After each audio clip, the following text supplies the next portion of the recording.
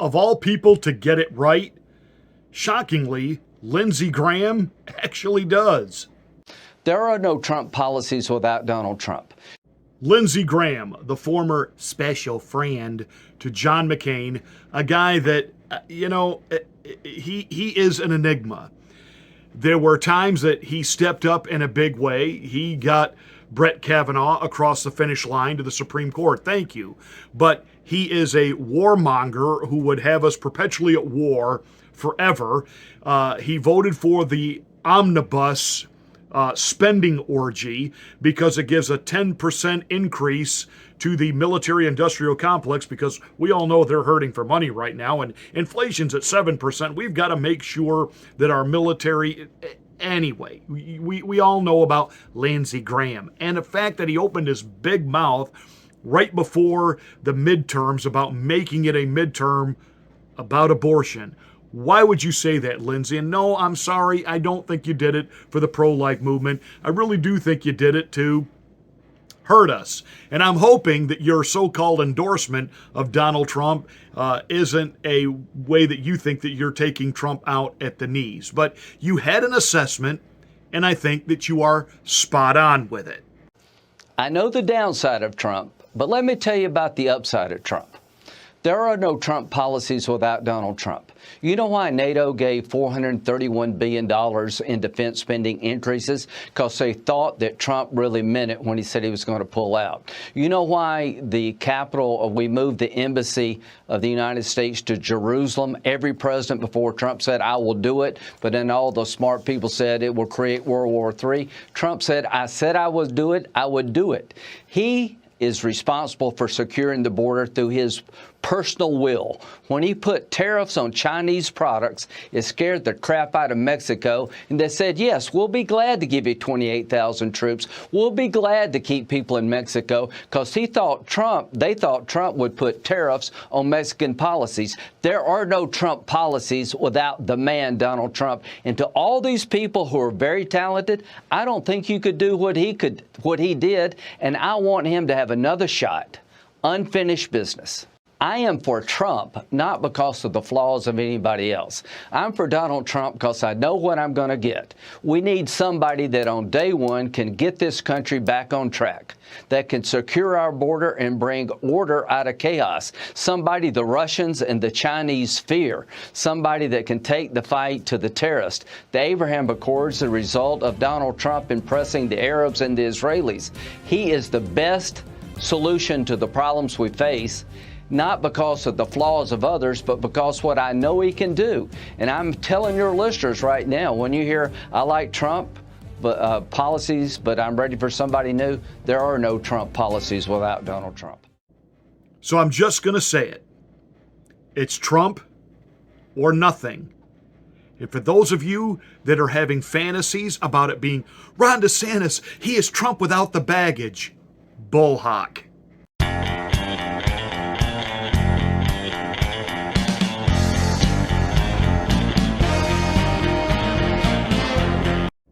Well, over the weekend, Donald Trump officially kicked off the 2024 election cycle with his big rally in South Carolina, where, of course, he picked up the endorsement of Lindsey Graham, the governor of South Carolina. Now, you got to understand why I say it's Trump or nothing. Lindsey Graham is actually right. You don't have Trump policy without Donald Trump. There are so many Republicans that say, we love Trump's policy, we get it. You don't like the tweets. You don't like the way sometimes he talks and says things and does things. But you got to understand that's what makes Donald Trump uniquely Trump. And again, Graham is absolutely right. Do you see anyone besides Trump, if you like the Trump policies, name me one Republican right now that could actually get the border secure? You understand how Trump did that, right? You understand that it was his threat to pull out of NATO and the NATO nations then actually beginning to pony up their fair share, a term the Democrats love to use when they talk about taxing rich people. Pay your fair share. Donald Trump said, why are we paying for a military service for the world to protect ourselves against Russia? But all the countries that are in, They aren't paying to be in, but they are paying Russia for oil. Does anybody remember Germany? And Trump said, you know what? NATO's irrelevant and useless. I'll just pull out of it. And then we get the Ukraine war, boys and girls, under Joe Biden. See, that was his payback to Ukraine for all of the grift money that they funneled through Hunter to Joe for influence. And it was payback to the military-industrial complex that was crapping bricks that Donald Trump wanted to pull us out of military interventionism around the planet. And this was payback to them that if you go with old Joe, he'll make sure he lines your pockets with a good war. So, name me in the potential Republican field who can actually get the so-called, what we call the Trump agenda, done. The MAGA, putting America first. Now, all right, Nikki Haley is a potential, has flirted with the idea. Nikki's done, from what I understand, a really good job maintaining America first and America first priorities within the United Nations. Beyond that, is she going to try to play, I hate to say it this way, the sex card, she's the female, et cetera, et cetera, et cetera. Yeah, I don't know. Nikki Haley just doesn't seem all that viable to me as commanding, as the commander-in-chief of being able to go in there, because you think about what this country is going to look like in 2024. We already see what a train wreck and an absolute disaster course what Joe Biden has done. It's going to take somebody, I'm serious now, with a firm hand, a direct method to be able to go in, and if there's any hope of turning things around and salvaging this country, Nikki Haley, Mike Pompeo, come on. I hear Chris Christie is thinking about throwing his hat in the ring. Chris, please. I realize you got a big head after you got the huge product endorsement from Carvel Ice Cream when they wanted to use you for Fudgy the Whale. I get it. You've let it go to your head, though. Remember, you're from New Jersey. Nobody wants you to be president. That former fantasy, that's over. Bye. Ted Cruz has made no indication that he's thinking about running. Why? Because Donald Trump declared right up front, he's in, he's going for it, which automatically gives him almost like incumbent status. I realize he's not currently serving as the president. Some of us might contend he should be, but he's not currently serving. I get that. But he is going to be viewed, especially in a lot of the southern states and even Midwestern states that went heavy Donald Trump. They're heavy red. They're heavy MAGA states. He is the incumbent, and those states may just decide, the Republican parties within those states, to not even bother to hold a primary, to just give all of their electoral votes to the incumbent, Donald J. Trump, making whoever challenges Trump an even more uphill battle, that Trump already starts out a primary season with already a bunch of electoral votes in the can, in the bag, already done. Yeah, good luck with that. And I know the wet dream fantasy of Ron DeSantis, he's only beating Trump kinda in New Hampshire. New Hampshire. Ron DeSantis is not beating Trump in any potential polls anywhere else, especially nationally. Bum, ba-dum, bum. And I've told you what Ron DeSantis is. He is Donald Trump light, and I've gone over this multiple times. The state moved Ron DeSantis right. He didn't move the state right. Florida, the Republicans of Florida moved Ron DeSantis into the solid Trump conservative category, and it happened during the pandemic. He was going to clamp everything down just like every other governor of every other state. And it was the Republicans of Florida who said, oh no, nay. And then when he got national headlines out of the fact that Florida's not going along with everybody else, that became his shtick. I'm not saying he doesn't have some deeply held convictions. I'm not saying he's not a decent guy. He's been good for Florida. But he doesn't have what it takes to go into Washington, D.C. on day one and do what needs to be done to get this train drastically turned around. I'm sorry. And he's got connections because of JAG.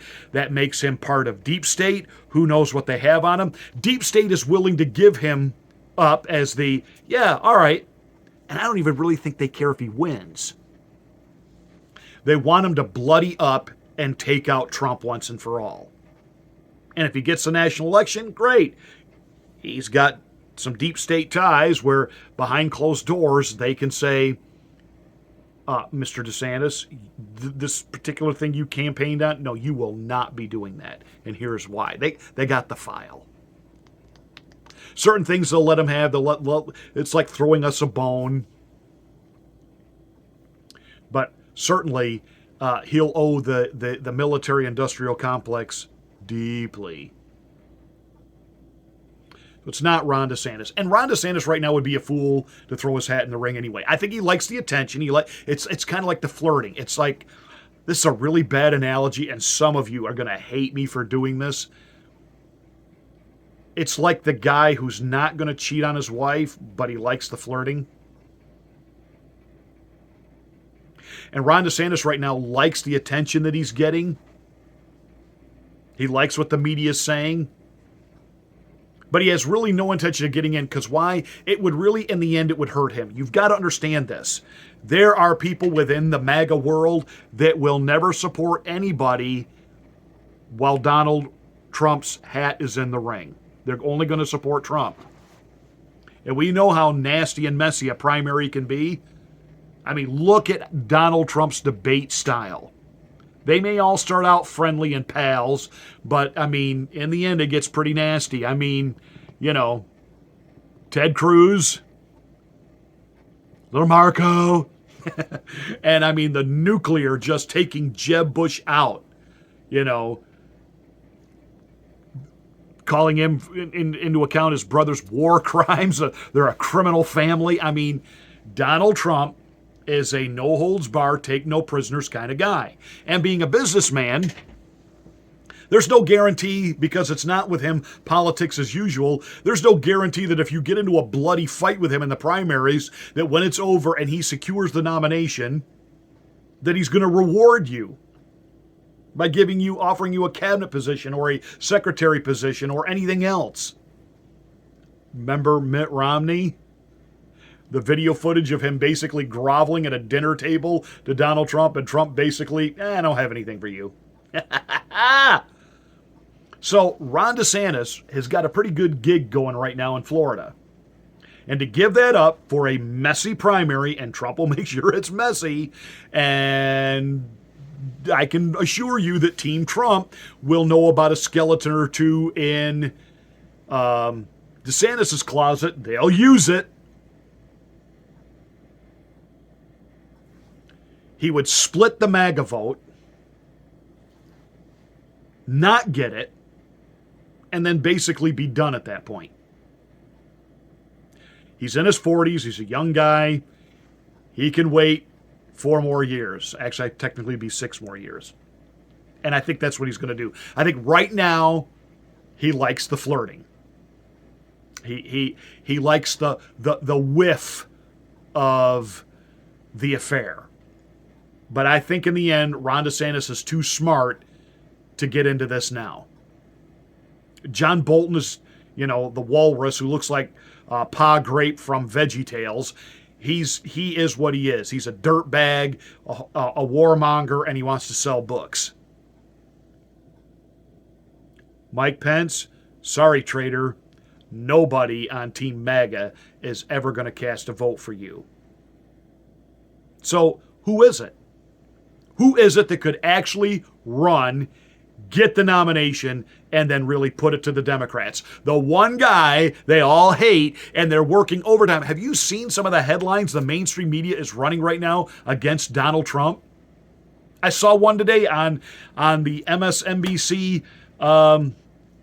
webpage. It just kind of popped up this morning. The one thing that could finally end Trump. That was the headline. The one thing that could finally end Trump. I mean, these guys are into all out suicidal panic mode over the thought of Donald Trump running again. Why? If he's this weak, and he tried to start an insurrection, and he's this, and he's that. Why are they so panicked about him? Well, certainly the American people will see it for what it is, and they wouldn't vote for him, right? They're terrified of him. But I do want to give some advice to President Trump. Please, please, please, please, please, please. We understand. You feel like you got robbed the last time. We understand. You feel like some people have been traitorous. Got it. Understand. Don't run on that.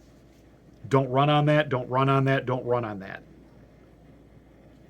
Restore America. You want to run on that. Restore security at the border. Run on that. But you need a new big idea. I think you make it national health care. I mean, convince people, yes, we need to have a strong military so that the world doesn't mess with us, but we're not going to be involved in interventionism. And all of this money that we seem to be able to find every time we want to attack somebody, like Russia through Ukraine, we can use that money on Americans so that they can stop losing their homes if they get sick. If they or their children need a major operation, they're not bankrupt and in poverty for the rest of their lives. National health care, national health care, national health care. Trump, that's your issue, baby. Flip the script. Flip the script. Expand Team MAGA. Because there are a lot of progressives out there that, though we would disagree with them on some social issues, they're with us in the area of free speech, censorship. They know that Russia collusion was hogwash and a hoax. They know now, they are by the droves, they are really waking up on what happened during the pandemic. So, Mr. President, you take an issue like health care for all, that's a winner with independents. It's a winner with even some of the quote-unquote liberal fractions that do not like Joe Biden or what they see as the neocon status quo Democrats. There was an interesting phenomenon in 2016 that nobody likes to talk about. That many of the people who supported Bernie Sanders, when Bernie was out, they jumped to Team Trump. They didn't get on board with Hillary Rotham Clinton. They went from Bernie, the social democrat, to Trump. What was it? They wanted the non-status quo. They wanted somebody that would literally shake up the system and was literally going to get some things done on behalf of the people. By the way, back to Ron DeSantis for a split second. How many governors who have dreamed of becoming president, it never actually happened? The odds are not in your favor, Ronnie. They're just not.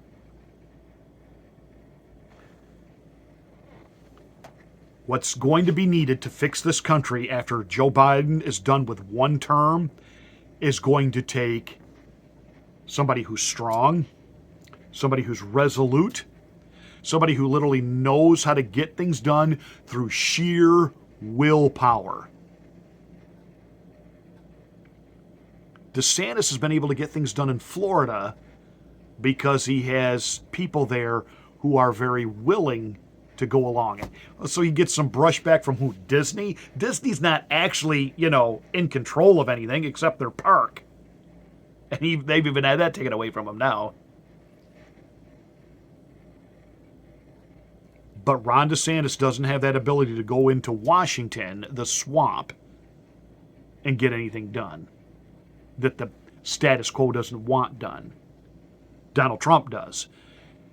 You know, we seem to fail to remember that despite the 3 years of Russian collusion investigation and that impeachment fiasco, and then the impeachment over the phone call to the president of Ukraine, that despite all of that, and even though Trump didn't get the wall completely built, he did get Mexico to keep the illegals in Mexico. He had gas prices the lowest they had been in decades. He had companies coming back to America to do their manufacturing here. He had broken the back of China with tariffs.